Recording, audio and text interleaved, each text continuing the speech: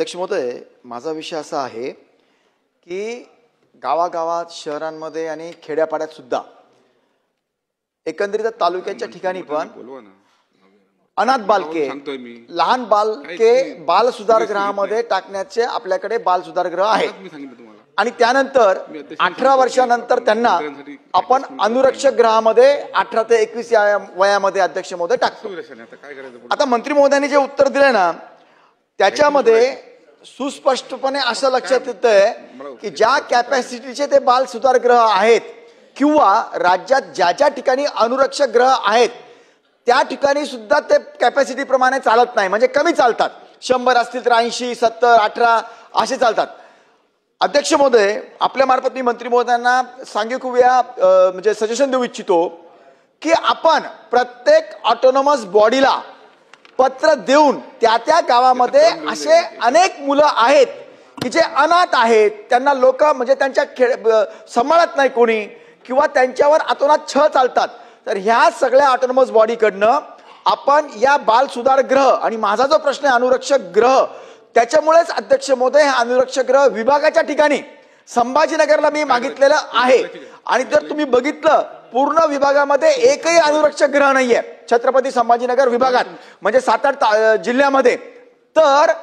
याकरता सगळ्या अधिकाऱ्यांनी हे बालकं हुडकून काढली पाहिजे। ते बालकं हुडकून काढत नाही, त्यांना माहीतच नाहीये की अशा पद्धतीने बाल सुधार गृह आणि त्यानंतर अनुरक्षक गृह असतात 18 ते 21 वर्षाकरता। तर याची प्रचार प्रसिद्धी आपण करणार का? आणि प्रत्येक ऑटोनॉमस बॉडीकडनं त्या प्रशासक किंवा त्या सरपंच महोदयांकडनं अशी माहिती घेऊन या मुलांना त्या बाल सुधार गृहामध्ये आणि पर्यायाने अनुरक्षक गृहामध्ये ठेवण्याचं आपण करणार का? अध्यक्ष महोदय, सन्मान्य सदस्य महोदयांनी आपल्या लक्षवेधीच्या माध्यमातून बालगृह असतील, अनुरक्षण गृह असतील या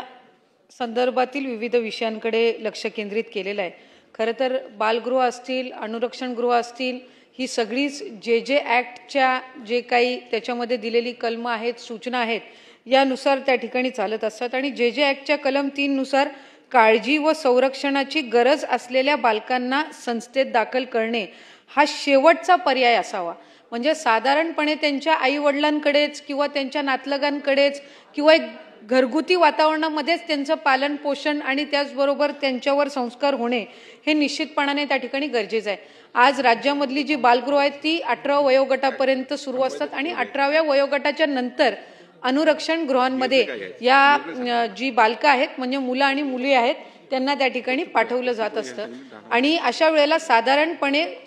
18 ते 21 ही जरी वयोमर्यादा असली तरीही अपवादात्मक परिस्थितीमध्ये 23व्या वयापर्यंत सुद्धा आपण त्यांना अनुरक्षणगृहामध्ये ठेवत असतो। आज राज्यामध्ये 7 अनुरक्षण गृह आहेत, त्याच्यातली 6 मुलांसाठी आहेत, 1 मुलींसाठी आहे जे नाशिकला आहे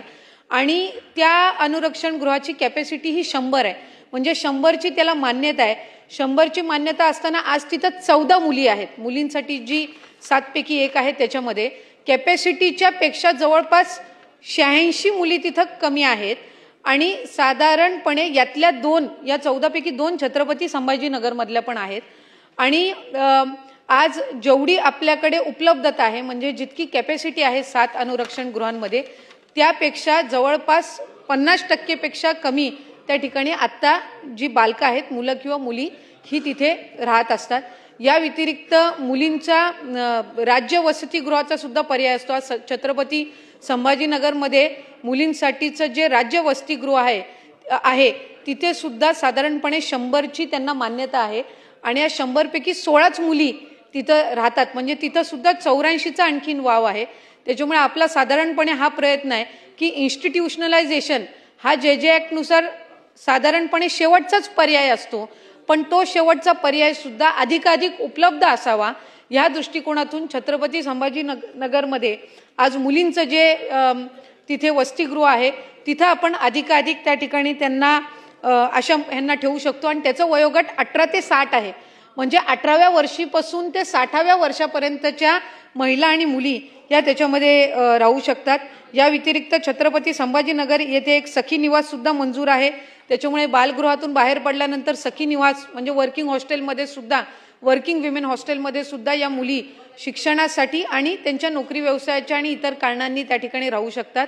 या व्यतिरिक्त जे सन्मान्य सदस्य महोदयांनी सूचना दिली की बालगृह, अनुरक्षण गृह आणि राज्यातील उपलब्ध असणारी ही महिलांसाठीची वसतिगृह या संदर्भातला प्रचार आणि प्रसार अधिक व्हावा, या संदर्भामध्ये विभाग हा निश्चितपणाने सकारात्मक पद्धतीने विचार करून यंदाच्या वर्षीपासून अधिकाधिक त्याचा प्रचार गाव पातळीपर्यंत किंवा अर्बन आणि सेमी अर्बन भागामध्ये कसा करता येईल यासाठी निश्चित गाव पातळीपर्यंत आणि